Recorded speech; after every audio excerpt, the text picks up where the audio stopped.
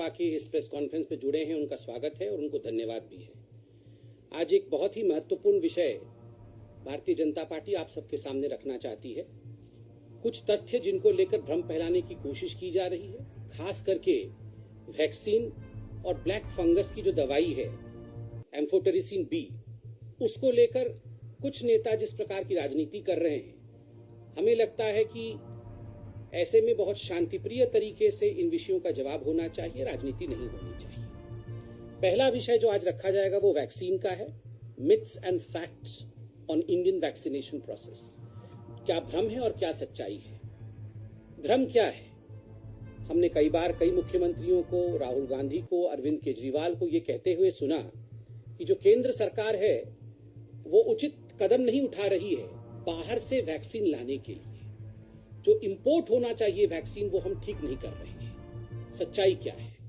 सच्चाई है कि मिड 2020 से ही, विगत वर्ष के मध्य से ही लगभग 1 वर्ष हो चुका है जब से भारत सरकार किस प्रकार बाहर से वैक्सीन लाया जा सके, वैक्सीन को किस प्रकार इंपोर्ट किया जा सके, उस पूरे कार्यवाही में भारत की सरकार पुरजोर तरीके से बिल्कुल आगे बढ़कर प्रोएक्टिवली लगी हुई है। Pfizer, Johnson and Johnson and Moderna, इन सबके साथ लगातार भारत की सरकार बातचीत करती रही है और किस प्रकार से इनका जो इंपोर्ट हो सके उस विषय को लेकर आगे बढ़ी है। एक बात आज कहना चाहेंगे, ये जो कुछ राजनेता हैं, खास करके अरविंद केजरीवाल जो रोज प्रेस कॉन्फ्रेंस करते हैं और सवाल पूछते हैं, एक बात याद रखिए, ये वैक्सीन है, ये कोई ऑफ द शेल्फ अर्थात काउंटर में मिलने वाला कोई साधारण पैरासिटामोल की गोली या कोई साधारण दवाई नहीं है जो आप गए, आपने पेमेंट किया और आप ओवर द काउंटर उस मेडिसिन को उठाए और आप हिंदुस्तान आ गए।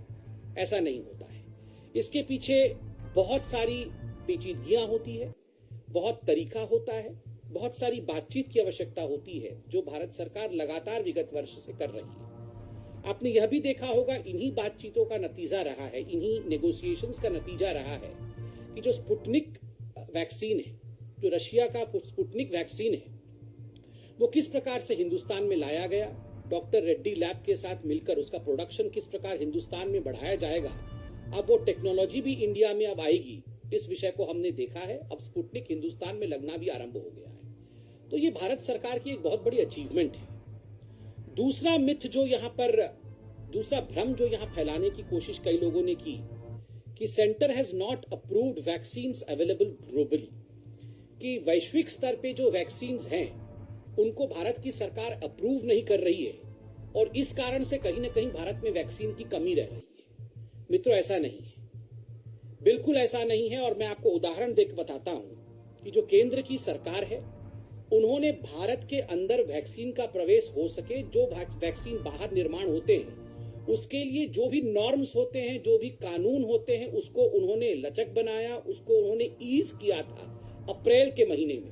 आपको याद होगा, विगत मास अप्रैल के महीने में इन सभी कानूनों में छूट दी गई थी कि जो बाहर वैक्सीन बने हैं वो इंडिया में प्रवेश कर सकते हैं। इसमें एक बहुत महत्वपूर्ण छूट था कि जो भी वैक्सीन यूएस के FDA द्वारा अप्रूव्ड है, EMA द्वारा अप्रूव्ड है, यूनाइटेड किंगडम के MHRA द्वारा अप्रूव्ड है और जापान के PMDA द्वारा अप्रूव्ड है या WHO के इमरजेंसी लिस्टिंग में मौजूद हैं, वो भारत में निर्विरोध प्रवेश कर सकते हैं। उनके लिए किसी प्रकार की कोई ब्रिजिंग ट्रायल की आवश्यकता नहीं है। पहले एक ब्रिजिंग ट्रायल हुआ करता था, अगर बाहर से हम निर्यात करते थे तो उन कंपनियों को भारत में एक ट्रायल करना पड़ता था जिसको ब्रिजिंग ट्रायल कहते थे। अब उस ब्रिजिंग ट्रायल, उस सेतु की आवश्यकता नहीं है।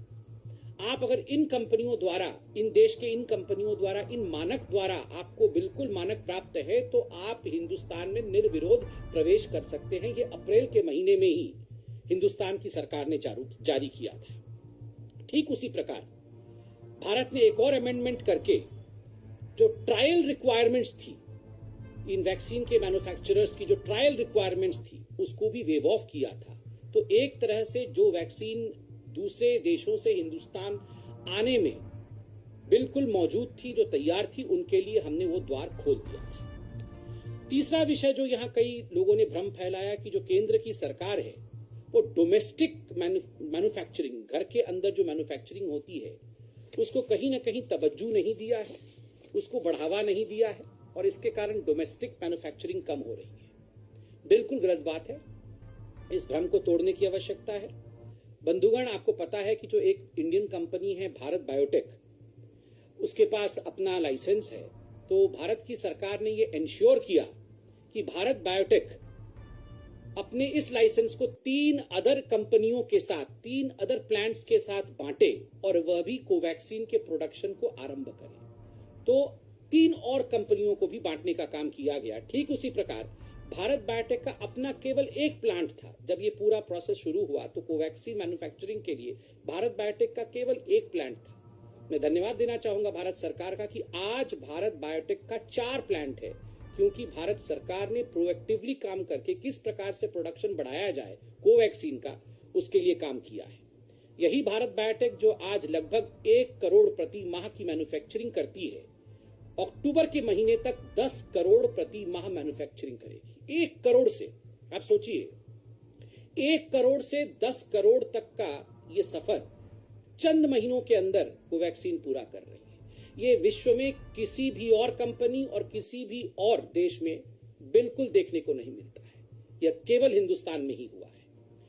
ठीक उसी प्रकार आप देख सकते हैं कुछ जो पब्लिक सेक्टर अंडरटेकिंग, जिसको अंग्रेजी में पीएसयू कहते हैं, इन पीएसयूज को भी उत्पाद बढ़ाने के लिए, प्रोडक्शन बढ़ाने के लिए उनको भी एक तरह से परमिशन दे दिया गया है और वह भी कोवैक्सीन के उत्पाद में अपना एक निर्णायक भूमिका निभा रहे हैं। स्पुतनिक को लेकर जो डॉक्टर रेड्डी के साथ काम कर रही है, अब ये मैन्युफैक्चरिंग जो भारतवर्ष में होगा वो 6 कंपनियां करेंगी। भारतवर्ष ने 6 कंपनियों को इस काम पे लगाया है। ठीक उसी प्रकार जाइडस कैडिला, बायो ई और जेनोवा, इन सब को लिबरल फंडिंग देकर भारत की सरकार ने कोविड सुरक्षा स्कीम के अंतर्गत वह किस प्रकार भारतवर्ष में मैन्युफैक्चरिंग को बढ़ा सके और वैक्सीन के उत्पाद को और बड़े प्रमाण में कर सके, बड़े तरीके से कर सके, उसके लिए भारत सरकार कार्यरत है। आप देखिए, इस साल के अंत तक, 2021 के अंत तक लगभग 200 करोड़ वैक्सीन भारत बना पाएगी, अपने देश में बना पाएगी। ये हमारा डोमेस्टिक प्रोडक्शन होगा। ये कोई छोटा विषय नहीं है, ये बहुत बड़ा विषय है। किसी भी देश में 200 करोड़ वैक्सीन उस देश में निर्माण होते हो, प्रोडक्शन होते हो, ये आज तक देखने को नहीं मिला है। ये भारत में हो रहा है। जो चौथा मिथ या भ्रम है वह है कि कंपलसरी लाइसेंसिंग को लेके जो सीएल बताया गया था कि आप सभी को लाइसेंस दे दीजिए, कंपलसरी लाइसेंसिंग कर दीजिए, उससे बहुत लाभ हो जाएगा, उसको लेकर बहुत सारे भ्रम फैलाए गए थे। इस कंपलसरी लाइसेंसिंग को लेकर भारत सरकार ने बहुत सारे विषय को सामने रखा है और भारत सरकार ने स्पष्ट रूप से कहा है कंपलसरी लाइसेंसिंग से ज्यादा महत्वपूर्ण है एक्टिव पार्टनरशिप। किस प्रकार से हम एक्टिव पार्टनरशिप करें दूसरी कंपनियों के साथ, उससे हम उत्पाद को बढ़ा सकते हैं। एक उदाहरण दिया है। आप देखिए, जो मॉडर्ना है, मॉडर्ना ने अक्टूबर 2020 में एक फरमान जारी किया कि हम लाइसेंस देने को तैयार हैं, कोई भी कंपनी जो चाहे वो हमसे लाइसेंस ले और अपनी मैन्युफैक्चरिंग आरंभ करे। मगर अभी तक आपको जान के आश्चर्य होगा, कोई भी कंपनी इस विषय को लेकर सामने नहीं आई है और कोई भी कंपनी मॉडर्ना से लाइसेंस लेकर वैक्सीन मैन्युफैक्चर नहीं कर रही है। अर्थात वैक्सीन मैन्युफैक्चरिंग कोई बाएं हाथ का खेल नहीं है कि आपको लाइसेंस मिल गया और आप मैन्युफैक्चरिंग शुरू कर दें। ये एक्टिव पार्टनरशिप से संभव होगा कि बहुत सारी कंपनियां मिले, जैसे भारत बायोटेक जो है वो 4 अदर कंपनीज के साथ, 4 दूसरी कंपनियों के साथ मिलकर उन्होंने जो कोवैक्सीन है, वैक्सीन है कोवैक्सीन, उसके प्रोडक्शन को भारत में बढ़ा रहे हैं। तो ये जो भ्रम था, यह भी आज हम तोड़ रहे हैं। एक बहुत महत्वपूर्ण भ्रम जो हिंदुस्तान में फैलाया गया है कि केंद्र की सरकार राज्यों को सही तादाद में वैक्सीन नहीं दे रही है। बंधुगण, बहुत दुख के साथ कहना पड़ रहा है और खास करके ये तो अरविंद केजरीवाल सबसे अधिक कहते हैं। मैं तो उनका आज कुछ कच्चा चिट्ठा भी लेके आया हूं, इसके बाद अभी खोलूंगा वो चिट्ठा भी। मगर बंधुगण, आज 20 करोड़ से अधिक, अगर सही मायने में एग्जैक्ट फिगर्स कहा जाए तो 20 crore 1,61,350 vaccine free of cost Bharat सरकार की ओर से राज्यों को दिया गया है। देखिए मित्रों, ये कोई वैक्सीन भारत सरकार जो प्रोक्योर करती है, ये पार्लियामेंट के बिल्डिंग में या निर्माण भवन में बंद करके अपने लोगों के लिए नहीं रखती है। जो हमारा है वो सब आपका है। जो केंद्र का है वही तो राज्य का है। राज्य और केंद्र मिलके ही तो काम कर रहे हैं। ये दिल्ली की जनता को जाता है, उत्तर प्रदेश की जनता को जाता है, कर्नाटक की जनता को जाता है, ये उड़ीसा की जनता को जाता है, ये राज्य में ही जाता है। तो ये बहुत गलत बात है।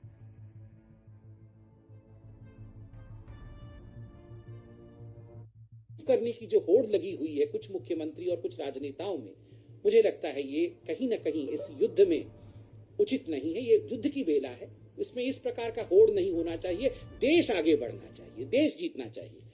और बड़े दुख के साथ खास करके अरविंद केजरीवाल जी ने एक भ्रम फैलाया और बार बार कहा कि जो बच्चे हैं उनको यह भारतवर्ष वैक्सीनेट नहीं कर रहा है, और बार बार उन्होंने डिमांड किया कि बच्चों को वैक्सीनेट किया जाए। मैं तमाम उन लोगों को जो इस विषय को लेकर आगे बढ़ा रहे हैं उनसे कहना चाहूंगा, इसमें कोई दो मत नहीं है कि बच्चे ही हमारे देश के भविष्य है। बच्चे सुरक्षित रहेंगे, बच्चों को बीमारी नहीं होगी, ये केवल माँ बाप नहीं, ये हिंदुस्तान चाहता है। अगर बच्चों को बीमारी हो जाए तो फिर हम कहाँ जाएंगे। मगर वैक्सीनेशन एक वैज्ञानिक प्रक्रिया है, एक साइंटिफिक तरीका है, इसलिए आज पूरे विश्व में कहीं भी बच्चों पे वैक्सीनेशन की प्रक्रिया आरंभ नहीं हुई है। आज ट्रायल मोड पे है। हिंदुस्तान में भी यथाशीघ्र ये ट्रायल आरंभ हो रहा है। ट्रायल से पहले हम बच्चों को गिनी पिग के रूप में ट्रीट नहीं कर सकते। वो हमारे धरोहर हैं, वो कोई एक्सपेरिमेंट करने वाले गिनी पिग्स नहीं हैं कि हम अपने राजनीतिक मंसूबों को पूरे करने के लिए बच्चों को इंजेक्शन देना शुरू कर दें।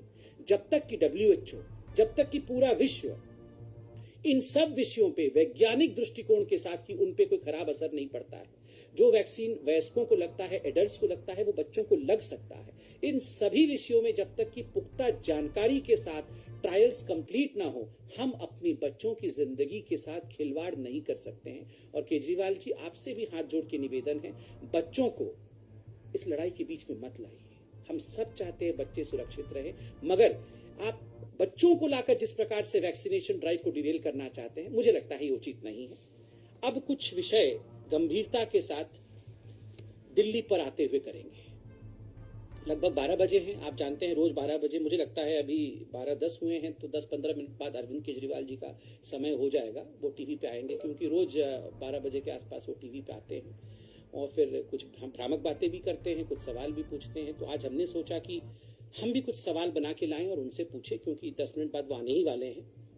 केजरीवाल जी, मैं आज एक रिपोर्ट कार्ड लेके आया। ये 27 मई 21 का रिपोर्ट कार्ड है वैक्सीन का, और मैं देश के सामने ये रिपोर्ट कार्ड पढ़ना चाहूंगा। आज तक देश में जो फ्री ऑफ कॉस्ट वैक्सीन दिया गया सभी राज्यों को, कुल मिला के मैंने कहा 20,01,61,350 है।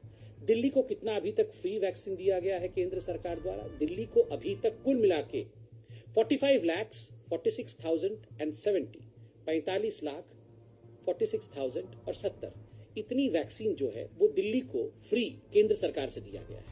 डायरेक्ट प्रोक्योरमेंट दिल्ली की सरकार अर्थात अरविंद केजरीवाल जी ने डायरेक्ट प्रोक्योरमेंट कंपनियों से कितना किया है? 8,17,690। अरविंद केजरीवाल जी, आपको केंद्र सरकार ने लगभग 46 लाख वैक्सीन दिए हैं और आपने अभी तक कुल मिलाकर के 8,17,000 वैक्सीन प्रोक्योर किए हैं। और अरविंद केजरीवाल जी, जो मैं आगे कहने वाला हूं वो आप नोट कर लें और इसका जवाब जब आप टीवी पे आएंगे तो जरूर दीजिएगा। ये जो प्राइवेट हॉस्पिटल्स हैं दिल्ली में, मैं तो मानता हूं वो सरकार से छोटी हैं, सरकार तो बहुत बड़ी ताकत होती है। ये प्राइवेट हॉस्पिटल्स ने अपने बूते पर अभी तक 9,04,720 वैक्सीन प्रोक्योर किए। 9,04,720 वैक्सीन प्रोक्योर किए हैं प्राइवेट हॉस्पिटल्स अपने बूते पर। तो आप सोचिए, दिल्ली सरकार ने जितना प्रोक्योर किया है 8,17,000, उससे कहीं ज्यादा प्राइवेट हॉस्पिटल्स ने प्रोक्योर कर लिया है। मैं तो जनता से पूछना चाहूंगा, चलिए हम तो राजनीतिक पार्टी के हैं, मगर जनता भी जवाब दे देगी। जनता समझती है कि प्राइवेट हॉस्पिटल बड़े हैं या दिल्ली की सरकार बड़ी है। और अभी तक जो टोटल डोज एडमिनिस्टर किया है दिल्ली ने, जो वैक्सीन लगाया है, वो 52,25,240 लोगों को लगाया है। 52,25,000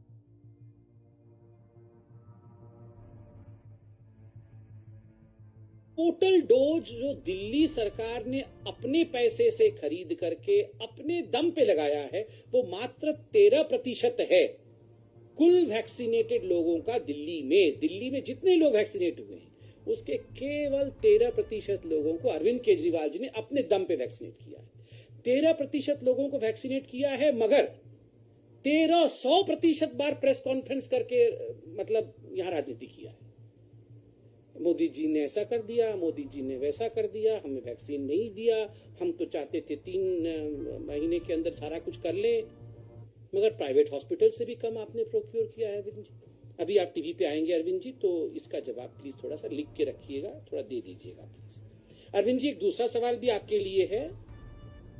आज 27 तारीख है मित्रों, 27 मई 21, 27 अप्रैल 2021 को आप सब जाके देख सकते हैं। अरविंद केजरीवाल जी का आर्काइव में एक बहुत महत्वपूर्ण स्टेटमेंट मौजूद है। अरविंद केजरीवाल जी ने 27 अप्रैल को कहा था, ठीक 1 महीने पहले, कि हम दिल्ली में 44 ऑक्सीजन प्लांट स्थापित करेंगे 1 महीने के अंदर। 1 महीने में काम पूरा कंप्लीट हो जाएगा। 1 महीने में 44 ऑक्सीजन प्लांट स्थापित करेंगे। उसमें 8 केंद्र देगी, 36 जो है वो दिल्ली सरकार अपनी मेहनत से बनाएगी, 21 फ्रांस से आएगा और 15 जो है वो भारतवर्ष के अलग अलग राज्यों से आ गया, यहाँ पे स्थापित हो गया स्थापित 44। आज 1 महीना हो गया है, आज 1 महीना हो गया है। मैं पूछना चाहता हूँ अरविंद केजरीवाल जी, आप थोड़ी देर में अभी टीवी पे आने वाले हैं, आपका समय तो हो गया है वैसे, आप अभी टीवी पे आएंगे, आप इसको भी जरा आप नोट कर लीजिए, आप इस पे लिख लीजिएगा जरा, आज रिपोर्ट कार्ड प्रस्तुत करिएगा कि जो 44 ऑक्सीजन प्लांट 1 महीने के अंदर स्थापित होना था, आपने कितना स्थापित कर लिया है। अब पेन पेंसिल तो आपके पास होगा अरविंद केजरीवाल जी, आप इसको भी नोट कर लीजिए, क्योंकि अभी आप टीवी पे आने वाले हैं। ये एम्फोटेरिसिन बी को लेके आज मैं हिसाब लेके आया हूँ कि कितने सारे एम्फोटेरिसिन के वायल्स जो हैं। और दोस्तों, ये एम्फोटेरिसिन बी जो होता है, लाइपोसोमल एम्फोटेरिसिन बी का इंजेक्शन, ये दरअसल ब्लैक फंगस, जिसके बारे में आजकल बहुत चर्चा भी है और कई हमारे बंधुओं को ये बीमारी ने जकड़ रखा है, हम सब उनके लिए प्रार्थना करते हैं। भारत की सरकार पूरा काम कर रही है। और मैं एक रिपोर्ट कार्ड देना चाहूंगा। देखिए, आदरणीय प्रधानमंत्री जी पे कितने लांछन लगाते हैं ये कुछ राजनीतिक लोग, मगर प्रधानमंत्री 24 घंटे काम करके किस प्रकार ब्लैक फंगस को कंटेन करने की कोशिश कर रहे हैं, वो रिपोर्ट कार्ड हम आपके सामने रखना चाहेंगे। आज तक हिंदुस्तान में लगभग 4 ऐसी कंपनियां थी जो एम्फोटेरिसिन बी मैन्युफैक्चर करती थी। आज के डेट में 5 और कंपनियों को इसके लिए आगे बढ़ाया गया है कि 5 और कंपनी इसका मैन्युफैक्चरिंग करेगी।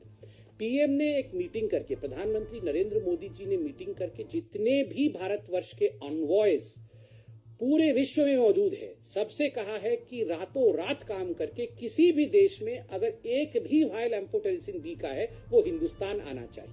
और इसमें कई देशों से बातचीत हुई और मुख्यतः जिलेड साइंसेस जो यूएसए का है, उनके साथ एक बहुत बड़ी वार्ता हुई। और हम धन्यवाद देना चाहेंगे जिलेड साइंसेस का और हमारे ऑनवॉयज का कि उन्होंने ये किया है जो मैं आपके सामने बताने वाला हूं।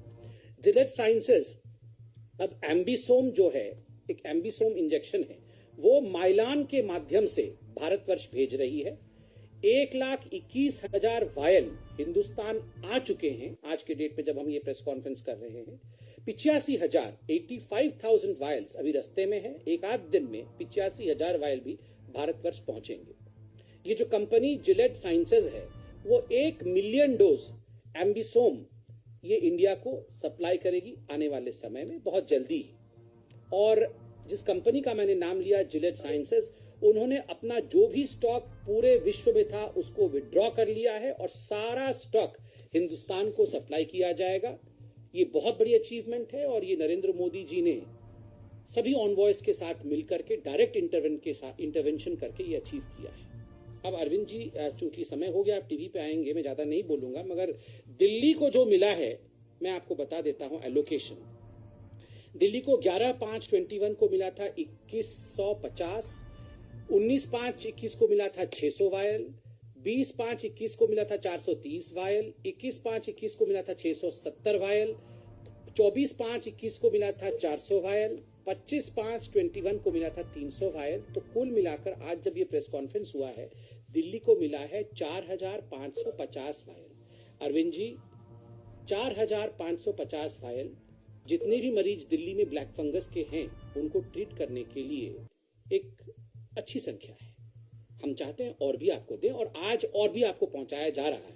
4,550 के ऊपर भी आज वायल्स आपके पास जा रहे हैं। अभी आप टीवी में आएंगे तो कृपया करके ये एक रिपोर्ट कार्ड लेके आइएगा कि आज आपने कौन कौन से हॉस्पिटल में कितना कितना सप्लाई किया है, क्योंकि आप ये मैनेजमेंट ठीक से नहीं कर पा रहे हैं। जो हमारे पास इंफॉर्मेशन है कि ये आपके केंद्रीय जो मैनेजमेंट कमिटी है उसके पास ही रह जा रहा है, ये हॉस्पिटल पहुंच नहीं पा रहा है सुचारू रूप से। 4550 वायल का डिस्ट्रीब्यूशन पैटर्न क्या है, ये दिल्ली की जनता आपसे अरविंद केजरीवाल जी जानना चाहेगी।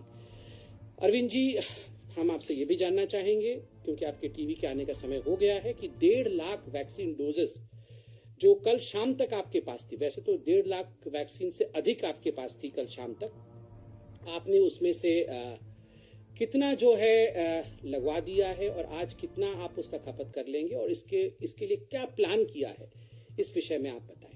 स्पुतनिक को लेके भारत सरकार ने स्पुतनिक से बात की, अब 6 कंपनियां उसकी प्रोडक्शन भारत में कर रही है। आपने कहा कि आप स्पुतनिक से बातचीत कर रहे हैं। हम आज जानना चाहेंगे कि आप अपने रिपोर्ट कार्ड में जरा इसको रखें कि आपका इंटेंशन क्या है। वो पता नहीं, आप बहुत सारा स्पुतनिक वैक्सीन लेना चाहते हैं, वो सब तो ठीक है, मगर आपने कितने स्पुतनिक वैक्सीन के लिए ऑर्डर पेमेंट किया है? आप चाहते तो बहुत कुछ हैं, इसमें तो कोई दो मत नहीं है। आपने तो सबको, मतलब आपने चिट्ठी दिखाई थी कि हम तो चाहते थे कि 70 लाख हमको वैक्सीन खरीद ले, 70 लाख कोविशील्ड खरीद ले, सब कुछ खरीद ले चाहते थे, और चिट्ठी भी लिखा था उन कंपनियों की हम चाहते हैं, मगर किसी को एडवांस पेमेंट नहीं किया और किसी को ऑर्डर प्लेस नहीं किया है। हम चाहते हैं कि आप स्पुतनिक को आपने ऑर्डर प्लेस किया है या नहीं, इन विषयों पे जरा आप हमें बताएं। और अंत में आज एक महत्वपूर्ण विषय छपा है अखबार में भी, मैं टाइम्स ऑफ अखबार में भी, मैं टाइम्स ऑफ इंडिया पढ़ रहा था, बाकी अखबार भी पढ़ रहा था।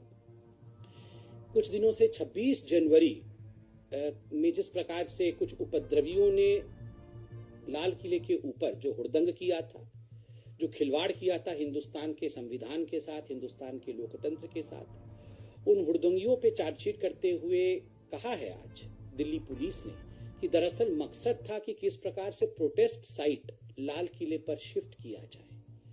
अरविंद केजरीवाल जी, आप तो उस समय व्यस्त थे, 1.5 महीने पहले वाईफाई देना था आपको, वहाँ पानी का सप्लाई, वहाँ कियोस्क बनाना, इन सब कामों में, ऑक्सीजन प्लांट तो आप भूल गए थे, आप इन सब कामों में व्यस्त थे।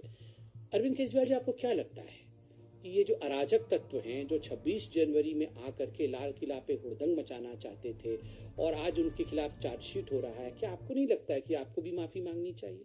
क्योंकि दिल्ली में अवांछित तत्वों को जिस प्रकार से आपने प्रश्रय दिया, लाल किले पे हुड़दंग मचा, मुझे लगता है आप दिल्ली के मुख्यमंत्री हैं, आपको इस विषय पर भी अपने रिपोर्ट कार्ड में कुछ न कुछ तो अवश्य कहना चाहिए। आज मैं इतना ही कहना चाहूंगा। मैं आशा करता हूं बहुत जल्दी, टाइम हो गया है, अरविंद केजरीवाल जी टीवी पे आएंगे तो जो सवाल हमने दिल्ली की जनता की ओर से और हिंदुस्तान की जनता की ओर से अरविंद जी से पूछा है, उनका जवाब देंगे। धन्यवाद, थैंक यू सो मच।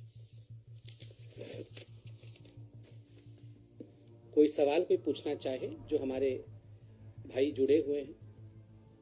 हाँ शैलेंद्र जी, बिल्कुल आ रही है। शैलेंद्र जी आ रही है।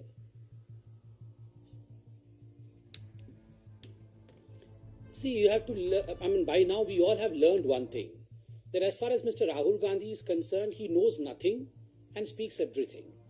So when he says that in fact the Indian data about death as far as COVID is concerned, that is not rightly placed, I mean, does he mean to say that Rajasthan, which is a Congress-ruled state, does he mean to say Maharashtra, in fact, one of the states which had the highest number of cases, the highest number of death while we have this press conference, does he mean to say Chhattisgarh and the other states did not give out the right data?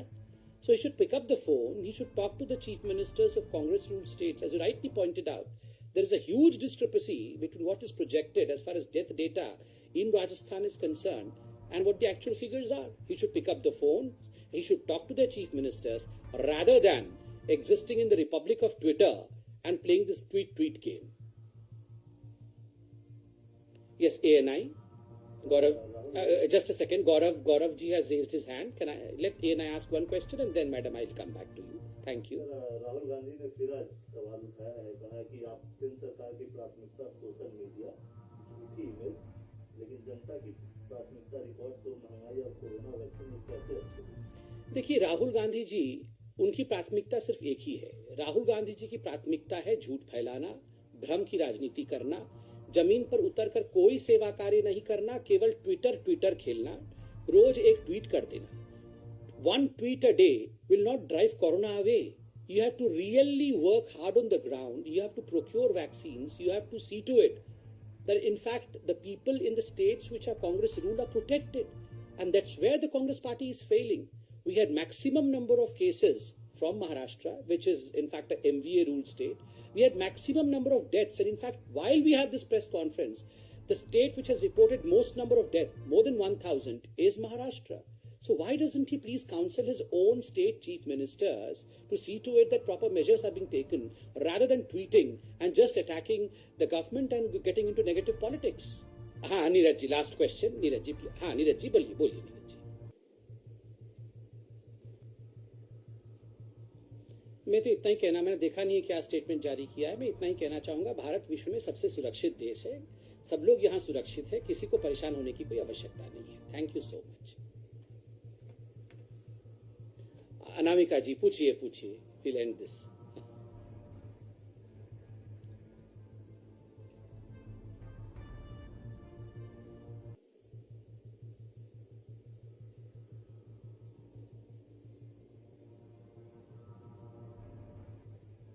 देखिए, जहां तक WhatsApp का विवाद है, ये पूरा मसला court में गया है, आप लोगों ने न्यूज में दिखाया है, और मैं इतना कहना चाहूंगा, इस पूरे विषय को लेकर हमारे आईटी मंत्री, हमारे कानून मंत्री आदरणीय रविशंकर प्रसाद जी ने अपने वक्तव्य को भी रखा हुआ है, और उन्होंने बिल्कुल सही कहा है, निजता भी महत्वपूर्ण है, अर्थात प्राइवेसी भी महत्वपूर्ण है, और देश की सुरक्षा भी महत्वपूर्ण है। दोनों के बीच में बैलेंस बनाना, और सबसे महत्वपूर्ण है टेक्नोलॉजी की जो डेवलपमेंट होती है, टेक्नोलॉजिकल डेवलपमेंट जो होते हैं, वो कंपनी को करना पड़ेगा, और हिंदुस्तान का संविधान सभी के लिए महत्वपूर्ण है, सबको इसका पालन करना चाहिए। धन्यवाद।